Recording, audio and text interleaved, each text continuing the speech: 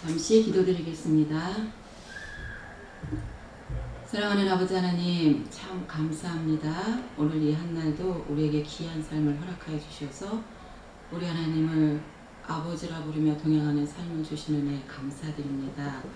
하나님, 우리에게 허락하신 이 아름다운 삶 영원토록 살아가게 하시고 날마다 복된 날로만 인도하여 주시옵소서.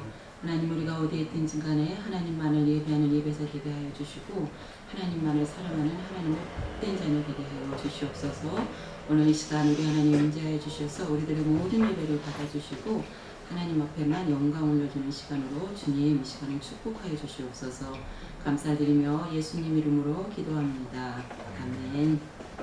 오늘 성경 본문 말씀은요, 사무엘상 8장 1절에서 9절까지 말씀이에요. 제가 가진 성경으로는 419쪽입니다.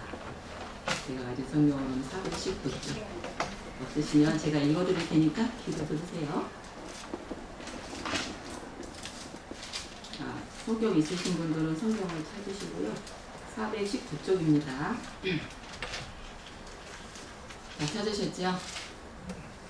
청아하고 낭낭한 목소리로 제가 읽을 테니까 여러분은 들으시길 눈으로 보시면서 따라오세요. 사무엘이 늙음에 그의 아들들을 이스라엘 사사로 삼으니 장자 이름은 요엘이요 차자 이름은 아비야라. 그들이 부엘서바에서 사사가 되니라. 그의 아들들이 자기 아버지의 행위를 따르지 아니하고 이익을 따라 뇌물을 받고 판결을 굽게 하니라. 이스라엘 모든 장로가 모여 라마에 있는 사무엘에게 나아가서 그에게 이르되 보소서, 당신은 늙고 당신의 아들들은 당신의 행위를 따르지 아니하니 모든 나라와 같이 우리에게 왕을 세워 우리를 다스리게 하소서 한지라. 우리에게 왕을 주어 우리를 다스리게 하라 했을 때에 사무엘이 그것을 기뻐하지 아니하여 여호와께 기도하며 여호와께서 사무엘에게 이르시되 백성이 내게 한 말을 다 들으라. 이는 그들이 너를 버림이 아니요 나를 버려 자기들이 왕이 되지 못하게 함이니라. 내가 그들을 애굽에서 인도하여 낸 날부터 오늘까지 그들이 모든 행사로 나를 버리고 다른 신들을 섬김같이 내게도 그리하는도다. 그러므로 그들의 말을 듣되 너는 그들에게 엄히 경고하고 그들을 다스릴 왕의 제도를 가르치라. 아멘. 오늘 말씀의 제목은요, 왕을 주소서입니다. 지금 우리가 살아가는 이 시대가 어떤 시대인가요? 코로나19 시대. 자, 우리 코로나19 시대가 올 것을 상상을 해보신 적 있으신가요? 아니요. 이전에 우리가 살았던 세대는 상상이 안 되었던 이 코로나19 시대입니다. 그런데 지금 이스라엘 백성들은요, 하나님 앞에 자신들이 상상하고 자신들이 원하는 이스라엘의 왕을 구하고 있는 모습이에요. 사무엘에게 나아가서. 이것이 지금 8장에 나와 있는 부분인데 이거는 굉장히 놀랍고 아주 획기적인 사건이에요. 사사시대의 왕을 구하는 이 사건. 한 번도 살아보지 못한 세상을 살기 원하는 마음입니다. 본문 1절의 말씀이에요. 사무엘이 늙음에 그 아들들로 이스라엘을 사사를 삼으니 사무엘은 이스라엘의 마지막 사사입니다. 사무엘이 사사로 있던 시절에는 다른 어떤 사사가 치리하던 시대보다 굉장히 평안하고 안정적인 시대를 살았어요. 그 이유는 여호와의 손이 사무엘이 사는 날 동안 블레셋으로부터 이 이스라엘을 보호하셨고 아모리와의 사이에도 평화가 유지되는 그런 시간이었기 때문입니다. 또한 이 사무엘의 삶을 보면 사무엘의 삶이 평생에 여호와 앞에 기도하는 죄를 범하지 않겠다고 했어요. 여러분, 기도시는 게 죄라고 생각해 본 적 있어요? 마음이 좀 찜찜하기는 해요. 기도 안 하면, 못하면 마음이 찜찜하기는 하는데 이것이 큰 죄다라고는 느껴지지 않았을 거예요. 그런데 사무엘은 기도를 쉬는 게 죄다. 나는 이 죄를 평생에 짓지 않겠다라고 하면서 그 삶을 살았던 사무엘입니다. 이런 사무엘의 삶 속에 하나님이 또 큰 은혜를 내려주셔서 사무엘상 3장 19절에 보면은 여호와께서 그와 함께 계셔서 그의 말이 하나도 땅에 떨어지지 않게 하셨다고 입술의 권세까지도 하나님께서 사무엘의 삶을 허락해 주셨어요. 사무엘이 말하면 다 되는 거예요. 사무엘이 말하는 게 하나도 땅에 떨어지지 않았다는 거예요.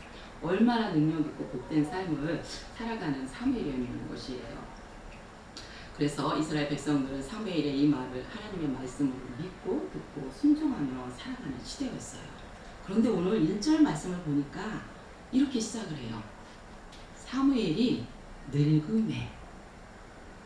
이런 사무엘이 지금 늙었다라는 거예요. 이 표현 자체는 지금 이스라엘에 있어서 한 시대가 끝나고 새로운 시대의 서막을 예고하는 부분이기도 합니다. 그런데 늙는다는 것이 꼭 슬프거나 나쁜 일만은 아닌 것 같아요. 이것은 우리의 삶 가운데 누구에게나 올 수 있는 자연의 순리, 자연의 이치입니다. 그렇기 때문에 늙는 것을 너무 슬퍼하거나 아파할 일이 아니라 어떻게 보면 인생을 살았던 많은 경험의 지혜를 통하여서 인생에 남은 후반전은 더 풍성한 지혜의 삶을 살 수도 있는 것이 늙은 시대의 삶이라고 할 수도 있습니다. 우리가요, 젊었을 때는 젊어서 해야 할 일들이 있고 늙어서는 늙어서 해야 할 일들이 있습니다. 여기서 늙고 젊으면 문제는 아무것도 문제가 되지 않습니다. 단지 문제가 되는 것은 우리가 젊었을 때나 늙었을 때나 지금 하나님 안에서 내가 하나님의 뜻을 따라 살아가는가가 가장 중요한 핵심의 포인트입니다. 우리 각자에게는 삶에 처한 상황들이 있어요. 이 처한 상황에서 어린아이든 중고등생이든 젊든 늙든 간에 하나님의 뜻을 따라 살아가는 우리 모두가 되시기를 바라겠습니다. 2절 말씀이에요. 장자의 이름은 요엘이요 차자의 이름은 아비아라. 그들이 부엘세바에서 사사가 되니라. 아멘. 사무엘의 자녀들의 이름을 보면은요, 이 사무엘이 얼마나 하나님 앞에 거룩하고 신실하게 살아가고자 하는 마음들이 이 자녀들의 이름에도 나타나 있어요. 이 이름의 뜻을 보면은요, 요엘이란 이름의 뜻은 하나님은 나의 하나님이시다 라는 뜻이고, 아비야는 여호와는 나의 아버지라는 뜻이에요. 우리도 이런 이름 짓지 않나요? 성경에 훌륭한 위인들의 이름을 따서 자녀 이름을 지어주고, 또한 우리나라식으로 이름을 짓기도 해요. 일명 예은이, 사랑이, 하은이, 이런 식으로 하나님의 은혜가 충만한 아이로 자라라고 이런 이름을 붙여서 우리가 이름을 짓기도 합니다. 이것이 부모의 그 아이를 향한 간절한 믿음의 소망이기도 합니다. 그런데 이 두 아들이 부엘세바에서 사사가 됩니다. 여기서 중요한 부분은요, 사사는요 세습이 되지 않습니다. 제사장이나 왕 같은 경우에는 세습이 돼요. 세습을 또 해야 되는 부분이고, 그런데 이 사사 같은 경우에는 하나님께서 세습을 허락하지 않으세요. 하나님께서 그때그때마다 필요한 사람에게 하나님의 영을 부으셔서 그 사람을 사사로 세우시고 이스라엘을 구원하는 단기적 임무로서 끝내게 해요. 그래서 이것이 세습이 되어지지 않는 부분인데, 여기에서 보면은 사사가 되니라 라는 표현이 있습니다. 저는 이 사무엘의 신앙과 사무엘의 모든 부분을 볼 때 다른 사람하고 좀 다른 견해가 보여져요. 요 부분은요, 사무엘이 이들을 부엘세바의 사사로 세운 부분은 부엘세바의 부사사의 역할을 하도록 세우지 않았나라는 생각을 합니다. 출애굽기 18장 13절에서 26절의 말씀을 보면은요, 모세가 백성들을 재판하고 하나님의 말씀을 듣고 백성들에게 그 말씀을 알려주는 사건이 나와요. 이 사건을 통해서 볼 때 장인 이드로가 모세에게 하나의 좋은 의견을 내놓습니다. 네가 하는 것이 옳지 않다. 백성도 지치고 너도 지친다. 그러니 지혜 있는 사람을 세워서 전부장, 100부장, 50부장을 세워서 그 일을 각각 나누어서 하게 하라 라는 부분을 볼 때 아마도 이 사사의 역할을 나누어서 한 부분이 아닌가라는 생각을 해봐요. 사무엘이 활동 주 무대는 베델, 길가, 미스바, 라마예요. 라마에서 사무엘이 주로 활동을 하였고, 이 부엘세바라는 지역은요, 우리가 흔히 이스라엘을 표현할 때 그들의 경계를 말할 때 단에서부터 부엘세바까지라는 표현을 합니다. 이 부엘세바는요, 이스라엘의 최남단에 있는 지역이에요. 그래서 늙은 사무엘이 라마에서 부엘세바까지 가기는 거리수로 한 80km 정도 된다고 해요. 근데 늙은 사무엘이 이곳까지 가서 그들을 치리하고 사역하기에는 굉장히 어려웠던 것으로 보여지기 때문입니다. 그리고 3절 말씀이에요. 그의 아들들이 자기 아버지의 행위를 따르지 아니하고 이익을 따라 뇌물을 받고 판결을 듣게 하니라. 그다음에 사무엘은요, 자신의 아들들이 하나님 안에서 살기를 간절히 바라는 마음으로 이름까지도 그렇게 선하고 복되고 아름다운 이름으로 지어서 이 아들에게 날마다 불렀어요. 그런데 현실은 그렇지가 않습니다. 아비의 행위를 따르지 않았다고 성경은 말을 하고 있습니다. 사무엘의 신앙은요, 흠잡을 데 없이 굉장히 영적인 사람입니다. 올바른 신앙 안에서요, 자기의 직무를 잘 수행을 했고, 남을 속이고 압제하고 불법으로 남의 것을 취한 일이 없다고 사무엘 스스로가 입술로 고백을 했고, 이 고백을 할 때 이스라엘의 장로들도 그 고백에 대해서 100% 시인을 했습니다. 그런데 사무엘 자녀들이 그 아비의 행위를 따르지 않았다는 것이에요.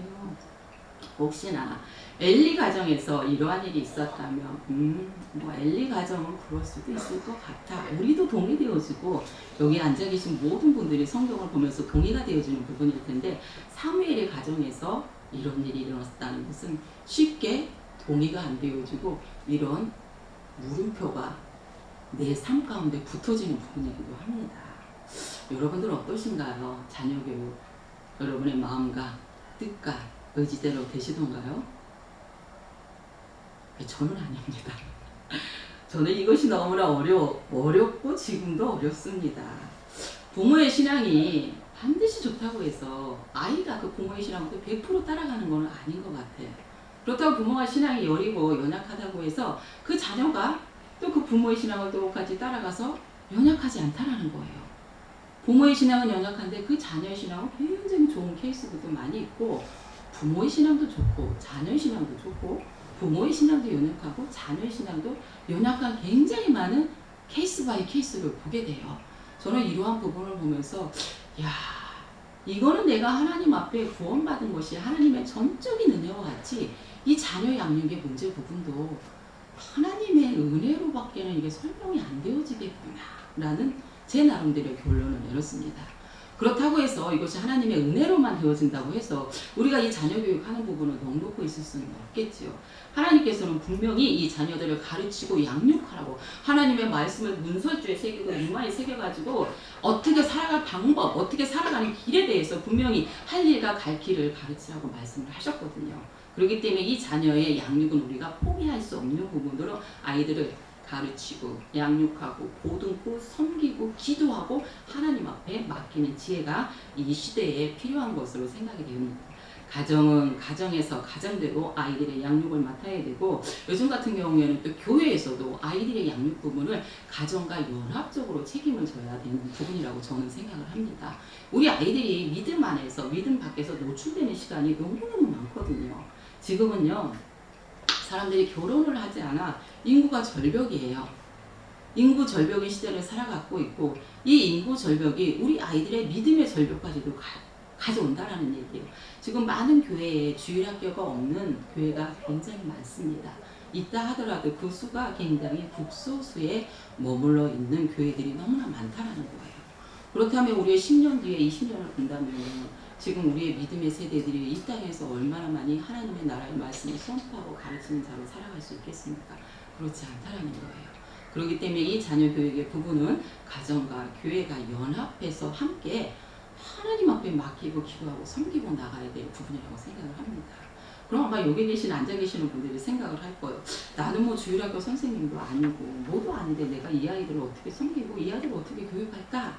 이런 생각이 들 수도 있습니다. 하지만 여기 우리 앉아 계신 우리 권사님, 집사님, 성도님들께서 이 아이들의 양육을 위해서 정말 귀하고 아름다운 일을 해주셔야 될 부분이 있습니다. 그것은요 바로 이 아이들을 위해서 기도하는 거예요. 기도하는 것만큼 귀하고 아름다운 일이 없습니다. 아 내가 기도를 하고 싶은데 애들 이름을 모르겠어. 이름을 몰라서 나 그 아이들을 기도를 못하겠어 라는 이런 생각이 또 들 수도 있을 거예요. 거기에 대한 방법도 제시하겠습니다. 우리 오며 가며 교회 안에서 뛰어놀고 걸어다니고 예배드리는 우리 아이들이 얼굴은 아시잖아요. 그렇죠? 우리 주아에서부터 우리 진겸이까지 모르는 사람 없잖아요. 이름을 모른다면 이 아이들이 내가 지나가면서 스쳐가면서 본 아이들의 얼굴을 생각을 하시면서 하나님 앞에 이 아이들을 위해서 기도해 주세요. 어떻게 기도 제목도 드리겠습니다. 이 아이들이 이 세상에서 살아갈 때 하나님을 떠나지 않으려면요 절대로 이 아이들이 하나님과의 확실한 만남이 있어야 됩니다. 이 만남 없이는 아이들이 어떤 상황에 부딪히고 세상에 이끌려서 세상에 유혹이 올 때 하나님을 떠날 수 있는 환경에 너무나 많이 노출이 되어 있다는 거예요. 그래서 분명하게 하나님을 개인 대 개인들을 만나는 이런 인격적인 만남을 위해서 아이들을 위해서 기도해 주세요. 이런 인격적인 만남 후에 하나님 안에서 비전과 꿈을 바라보는 것들을 위해서 우리 여기 계신 분들이 기도해 주시기 바라겠습니다. 한 명이 기도하는 것보다 두 명이 기도하는 것보다 세 명이 기도하는 것보다 모든 교회 성도들이 다 함께 기도를 한다면은 얼마나 그 아이들이 믿음 안에서 아름다운 사람으로 성장하겠냐는 것이에요. 지금 이 시대가 안고 있는 자녀 교육의 문제, 이것이 교회가 해야 될 숙제입니다. 그렇기 때문에 우리 아이들을 볼 때마다 격려해 주세요. 예쁘다, 사랑스럽다, 존귀하다, 내가 있어서 너무 좋다 라는 이런 사랑의 말도 해주시고요. 이 아이들을 생각날 때마다, 짬날 때마다 시간을 내어서 아이들을 위해서 기도해 주시는 우리 모든 성도님들이 되어 주시기를 바라겠습니다. 우리 사무엘이 이런 자녀들의 잘못된 행실 때문에 이 백성의 장로들이 하나님을 불신하는 사건이 발생이 되어지는 것이에요. 그것이 오늘 본문 4절 5절의 말씀입니다. 이스라엘의 모든 장로가 모여 라마에 있는 사무엘에게 나아가서 그에게 이르되 보소서, 당신은 늙고 당신의 아들들은 당신의 행위를 따르지 아니하니 모든 나라와 같이 우리에게 왕을 세워 우리를 다스리게 한지라 라고 말하고 있어요.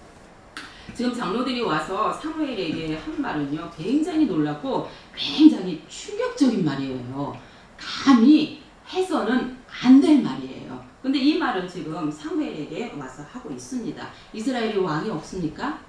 여러분 어떻게 생각하세요? 지금 이 사사시대에 이스라엘에 왕이 없습니까? 아니요.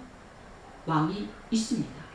이스라엘과 하나님은 언약관계에 있어요. 하나님께서 이들을 출애굽시키면서 너는 나의 백성 나는 나의 노유와 이라고 하나님께서 이런 언약관계를 통해 가지고 이스라엘 백성을 백성 삼아주시고 자녀 삼아주셨거든요. 그런데 이스라엘이 왕이 있음에도 불구하고 지금 왕을 구하고 있는 모습입니다.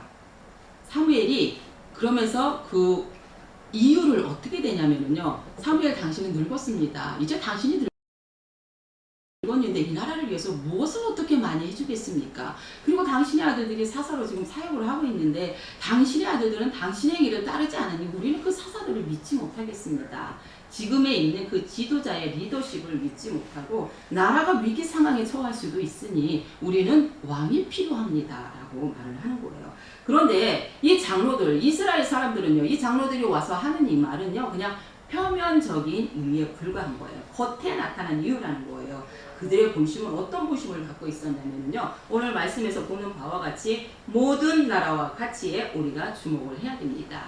이스라엘 백성들이 모든 나라와 같이, 지금 주변의 열방들을 보니까 다른 나라, 이방 나라들을 보니까 그들에게는요 모두 다 왕이 있는 거예요. 그런데 이 왕들이 있는데 그들의 나라 체계를 보니까 정치적, 군사적으로 굉장히 안정된 나라와 체계를 갖추고 있다는 거예요. 그렇기 때문에 지금 이들이 구하는 것은 우리를 모든 열강으로부터 구원하고 보호해줄 안전한 이 왕을 구하고 있는 거예요. 겉으로는 당신은 늙었습니다. 아들들이 이렇습니다. 라는 이 이유로 되지만 그들의 본심 안에 있는 동기는 이 모든 열강으로부터 우리를 구원해줄 그러한 왕을 구하고 있었던 것입니다. 사랑하는 성도 여러분, 하나님께서는요 치명적 단점이 하나 있어요. 그 단점이 무엇인지 아세요? 쉽죠? 한번 생각해보세요. 우리 전능하시고 완전하시고 온전하신 하나님께 무슨 단점이 있을까? 이런 생각하셨죠? 하나님께 절대의 단점이 없다고 생각하셨죠? 그런데 하나님 앞에 치명적인 단점이 하나 있어요. 우리 하나님 살아계시죠? 네. 아멘? 네. 하나님 지금 여기 계시죠? 예. 이것은 우리의 믿음입니다. 그렇죠? 하나님 여기 살아계신 거 믿어요. 그리고 하나님 나와 함께 하시죠? 네. 그리고 내 모든 삶을 인도해 주시는 그 하나님이시잖아요. 근데 그 하나님 여기 함께 계시는데 하나님의 치명적 단점, 내 눈에, 우리들의 눈에 보여지지가 않아요. 이게 하나님의 치명적 단점입니다. 이 치명적 단점 때문에 지금 이스라엘의 장로들이 와서 구하는 것은, 나는 눈에 보이는 왕을 원해요. 그 왕을 원합니다. 하나님 눈에 보이지 않아 답답해요. 내가 힘들고 어려울 때 하나님 찾아가려면 너무 힘들어요. 기도해도 응답이 없어요. 기도해도 이 응답을 언제까지 기다려야 되는 거예요. 눈에 보이는 이 왕, 전쟁이 났으면 대략 가서 이 전쟁을 물리칠 이 왕, 나는 이 왕이 필요해요. 내 삶에 말하면 바로바로 대답해 줄 수 있는 이 왕이 필요하다고 지금 말하고 있는 것입니다. 근데 하나님은요 언제나 이스라엘 백성들을 보호해 주셨어요. 하지만 이스라엘 백성들이 주변의 열강들에 의해 언제나 또 전쟁 가운데 휘말려 있었다는 것이에요. 이스라엘 백성들이 전쟁을 겪어야만 했던 그 이유는요, 하나님 말씀에 불순종한 그 불순종의 대가로 하나님께서 뉘우치고 깨닫고 하나님 품으로 돌아오기 하기 위해서 이 열강들을 전쟁을 통한 하나님의 사랑의 막대기로 사용하였는데, 지금 이스라엘 왕들은 자신의 죄를 회개할 생각을 하지 않고, 아니 이스라엘 장로들은 자신의 죄를 회개할 생각은 하지 않고, 우리가 이렇게 된 것은 왕이 없기 때문이야, 우리는 눈에 보이는 왕이 필요해 라고 하면서 왕이 없음을 한탄하는 것입니다. 또 사무엘상 7장에 보면은요, 한 번에 또 전쟁을 겪습니다. 블레셋과 이스라엘이 전쟁을 해요. 블레셋과 이스라엘이 전쟁을 하는데, 이 이스라엘 사람들이 블레셋과의 전쟁을 통해서 그 심한 스트레스, 두려움에 떨고 있는 거예요. 이때 사무엘이 이스라엘 백성들을 향하여서 외칩니다. 너희가 전심으로 하나님께 돌아오라. 너희가 전심으로 하나님께 돌아오면, 너희가 지금 섬기고 있는 바알과 아스타로 이 우상을 버리고 하나님께 돌아오면 블레셋으로부터 너희를 하나님이 구원하여 주실 것이다 라고 이스라엘 백성에 대해서 회개를 촉구합니다. 이 회개를 촉구했던 이스라엘 백성들이 그 말에 순종하여 회개를 합니다. 자, 그럼 우리가 미스바에 모여서 하나님 앞에 회개하자, 회개의 기도를 하자고 이스라엘의 모든 백성들이 미스바에 모여서 사무엘과 함께 하나님 앞에 회개의 기도를 올립니다. 하나님께서 이 회개의 기도를 다 들으셨어요. 하나님을 멀리 떠나 왕이신 하나님을 버리고 바알과 아스타롯을 섬기면서 살았던 자신들을 모든 것을 회개했을 때 하나님께서 이들의 회개를 들으시고 회복시켜 주시는 역사가 일어납니다. 자, 미스바에 이스라엘의 모든 백성들이 다 모였다는 이 소식을 들은 블레셋은 이스라엘의 미스바로 향하여 쳐들어옵니다. 많은 백성들이 지금 사무엘을 향하여서 지금 블레셋 사람들이 우리를 향하여 쳐들어오고 있습니다. 이런 상황 속에서도 사무엘은 하나님 앞에 기도하기를 그치지 않고 하나님 앞에 예배하기를 그치지 않았습니다. 하나님께서 이 모든 회개와 예배를 받으시고 그 블레셋, 이스라엘을 향하여 쳐들어오는 그 블레셋을 하나님의 방법으로 물리쳐 주셨어요. 우레를 통하여서 하나님의 방법으로 이스라엘의 모든 적들을 하나님이 물리쳐 주셨습니다. 회개를 했을 때, 하나님 앞에 우리의 전심으로 회개했을 때 하나님께서는 우리 앞에 있는 모든 대적들을 물리치시고 하나님께서 승리할 수 있도록 도와주셨다는 것입니다. 그렇다면 우리가 정말로 하나님을 왕으로 모시고 살아야 된다는 결론입니다. 자, 저는 제 인생을 볼 때요, 왕의 자리가 늘 굳건하지 않아요. 하나님이 이 왕자의 보좌에 24시간 앉아 계시지 않더라는 거예요. 아니, 내가 하나님을 24시간 이 왕자의 보좌에서 내린다는 거예요. 내가, 내 감정이, 내 자아가, 내 자존심이 왕이 되어져서 하나님의 그 자리에 앉아서 그 뜻대로 살아간다는 거예요. 그러면서 왕이신 하나님을 왕자의 자리에서 끌어내려 내가 이 왕자의 자리에 앉아서 하나님의 말씀이 나를 지배하면서 살아가야 되는데, 내 감정에 하나님의 말씀을 끌어내리면서 살아가고 있는 내 자신을 본다는 것입니다.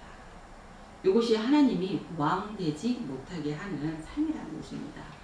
이러한 삶을 살 때 우리는 하나님의 보호를 받을 수가 없다는 것입니다. 우리는 하나님의 왕자에서 24시간 내려오지 못하도록 언제나 그 하나님이 나의 왕임을 고백하고 그 뜻대로 살아가는 지혜가 절실히 필요합니다. 또 이런 때도 있어요. 물질이 그 왕자의 자리에 앉아있는 때도 있더라고요. 하나님이 내가 너의 평생에 가는 길을 책임지고 축복할 거야, 이 말씀보다 때로는 내 통장에 있는 100만 원이 더 위로와 안심과 평안을 준다라는 거예요. 이 삶이, 물질이 하나님을 왕자의 자리에서 끌어내린다는 삶입니다. 그 어떤 것도 우리는 하나님을 이 왕자의 자리에서 끌어내려서는 안 됩니다. 자, 우리 듣는 게 더 강할까요? 보는 게 더 강할까요? 맞습니다. 위험으로 장로님 감이 듭니다. 보는 것이 훨씬 더 강렬합니다. 지금 장로들이 본 거는요, 모든 나라의 왕들을 봤을 때 그들이 왕을 구하고 추구하는 것입니다. 우리의 믿음은요, 하나님의 말씀을 들음으로 해서 우리의 믿음이 성장하고 장성을 하는데요, 우리는 이 보는 것을 통하여서 우리가 죄를 진단하는 것이에요. 자, 우리 에덴 동산으로 한번 가볼까요? 에덴 동산에서 하나님께서 어떤 말씀을 하셨죠? 너에게 모든 것이 다 허락되어 있으나 동산 중앙에 있는 나무의 씨가는 먹지 말라. 반드시 그것을 먹는 날에는 죽는다라고 했어요. 이것을 하나님 음성으로 들었습니다. 그런데 사단의 말을 들은 이브가 아니야, 그렇지 않아. 너 이거 먹어도 죽지 않아. 이 얘기를 들었어요. 이거 귀로 들은 얘기예요. 그러면서 동산 중앙에 있는 나무의 실과를 보았을 때 문제가 발생돼요. 어떤 문제? 오, 얘가 남달라.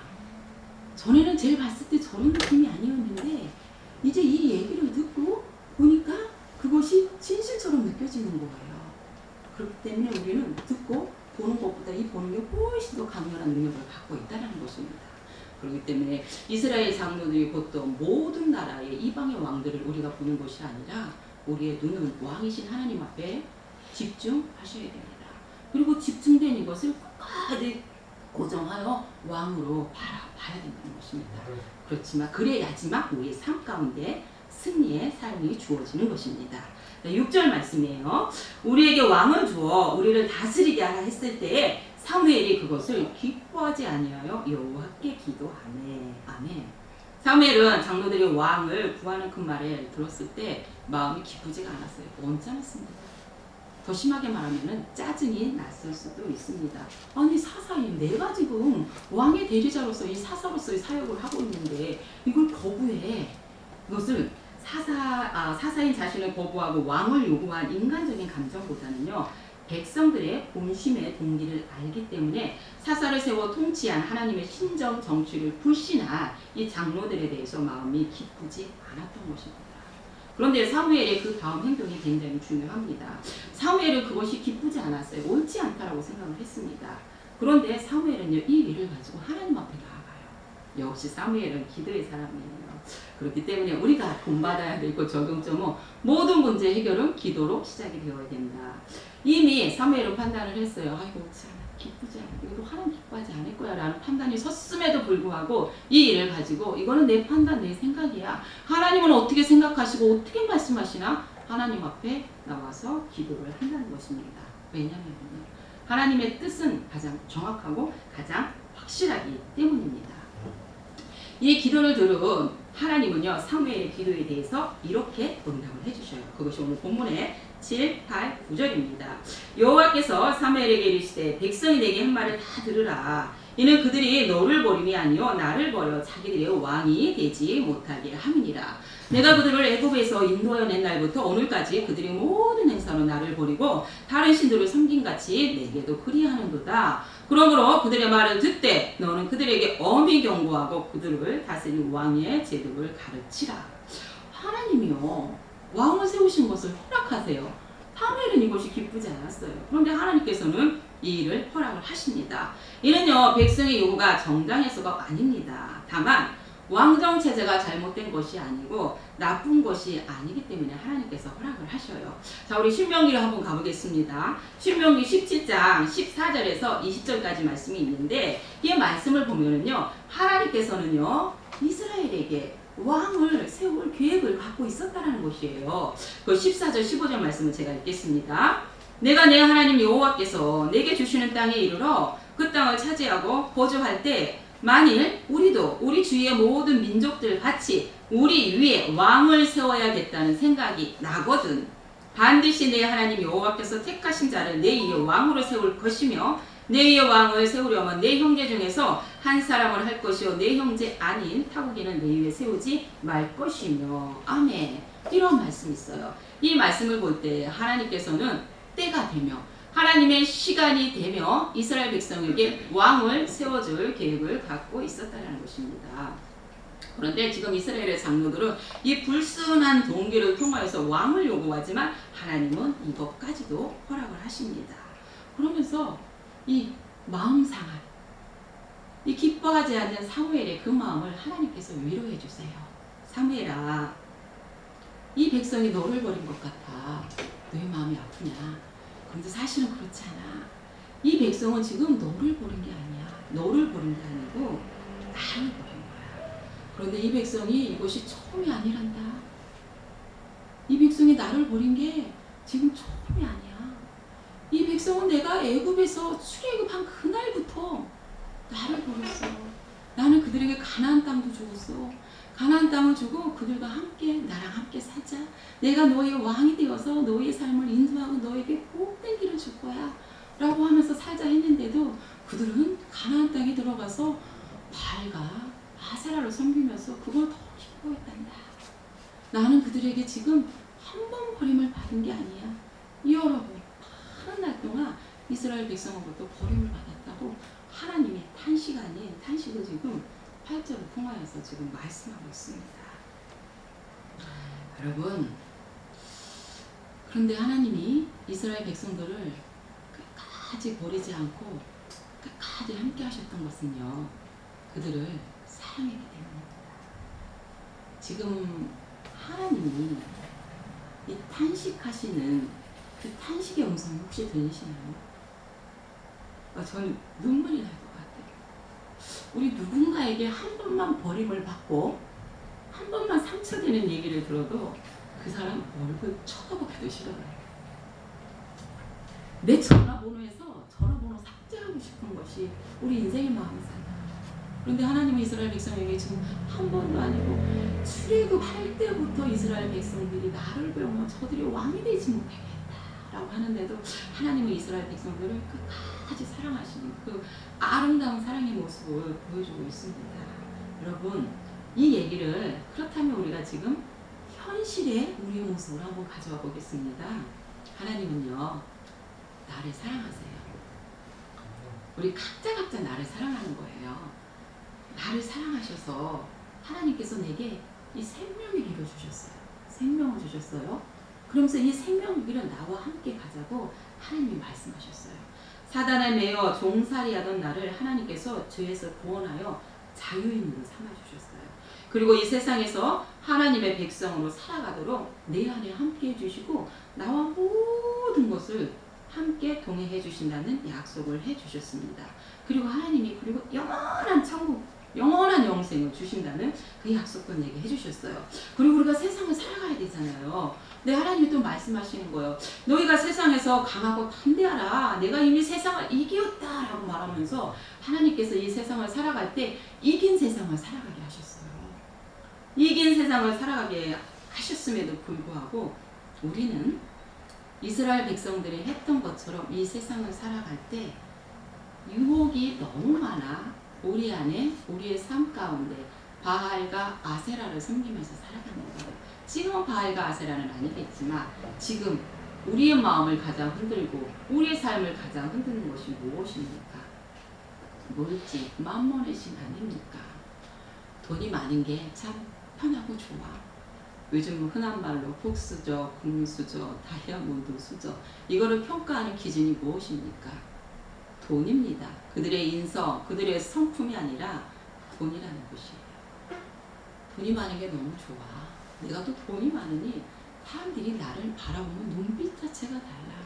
이 편안함과 나를 우러러보는 사람들의 저 눈빛이 너무 좋아서 내가 하나님을 떠나 하나님을 버리고 만몬의 신을 섬기면서 살아가지 않았나.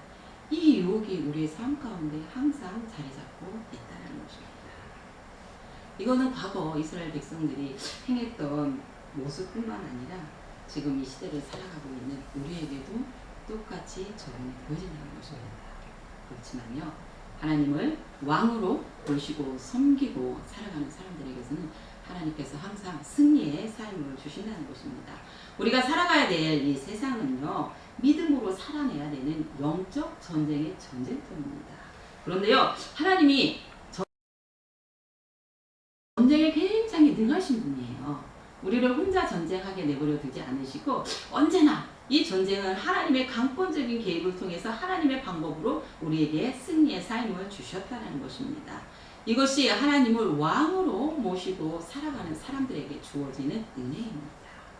우리는요, 지금 하나님 앞에 왕을 구하는 것이 아니라 이미 왕 대신 그 주님을 선포하면서 나아가는 것이 우리가 살아가야 될 삶의 태도라고 보여지고 있습니다. 우리의 왕이신 하나님을 온전한 24시간 왕으로 섬기면서 살아가는 우리가 되기를 바라겠습니다. 왕이신